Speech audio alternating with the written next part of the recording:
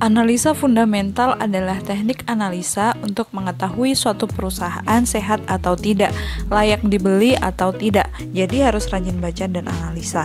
Biasanya dilakukan investor jangka panjang minimal 3 tahun. Analisa ini dilakukan dengan cara menganalisa perubahan dari tahun ke tahun dan dibandingkan dengan perusahaan yang masih satu sektor. Contoh sektor pangan membandingkan antara saham INDF dengan ICBP. Sektor kesehatan saham KLBF dengan INAF atau KAEF. Sektor energi di saham ADRO dengan PTBA. Mana yang terbaik? Pilih untuk investasi. Ada beberapa rasio finansial utama yang bisa kita analisa, setidaknya minimal ada 6 rasio, yaitu EPS, PER, PBV, DY, ROE, dan DER. EPS atau earning per share, laba per lembar saham. Semakin besar EPS semakin bagus. Perhatikan pertumbuhannya tiap tahun, cari yang terus meningkat tiap tahun.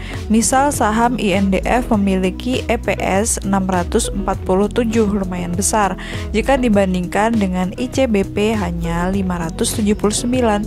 EPS INDF dari tahun ke tahun juga terus meningkat, tandanya perusahaan terus bertumbuh. PER atau Price Earning Ratio, rasio harga saham dibanding laba. PER kurang dari 10 dianggap murah, PER lebih dari 20 dianggap mahal. Tapi PER tidak menjamin kualitas. PER kecil belum tentu disebut murah dan PER besar belum tentu disebut mahal. Perlu dilihat rasio finansial yang lain. Jika return tinggi, PER kecil, maka saham layak dibeli. Misal saham MNCN, PER-nya 7,05 kali tergolong wajar, yang artinya harga sahamnya 7,05 kali dari labanya.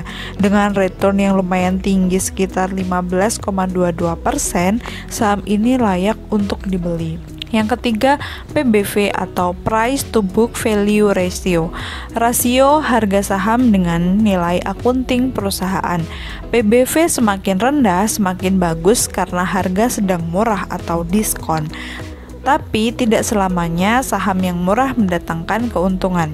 Harus bijak memilih. PBV yang bagus sama dengan 1. Misal saham INAF yang sedang ramai diperbincangkan, PBV-nya 20,5 kali. Jelas sedang sangat mahal sekali jika dibanding dengan harga wajarnya. Yang keempat, DY atau Dividend Yield, rasio dividen per lembar dengan harga saham. Cari perusahaan yang DY-nya besar karena dividen yang kita terima akan besar nantinya.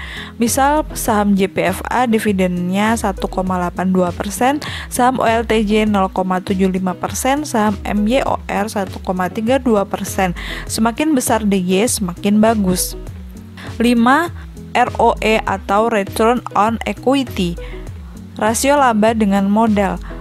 ROE besar menunjukkan efisiensi perusahaan juga tinggi. Saham dikatakan bagus jika ROE tinggi, minimal di atas 10%. Misal KLBF, ROE-nya 16,98%.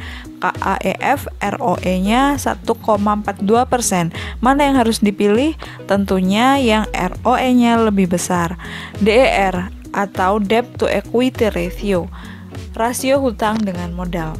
DR semakin kecil semakin bagus karena sedikit hutangnya.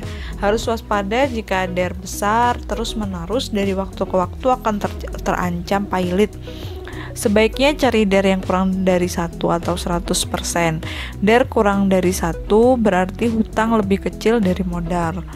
DR lebih dari 1 berarti hutang lebih dari modal, resiko keuangannya besar. Misal saham KAEF DR-nya 155,02%, sangat tinggi dan harus waspada. Saham KLBF DR hanya 30%, tergolong aman. Demikian beberapa poin penting dari analisa fundamental saham. Kenali saham dengan baik sebelum membeli. Pastikan saham kita aman untuk minimal 3 tahun ke depan.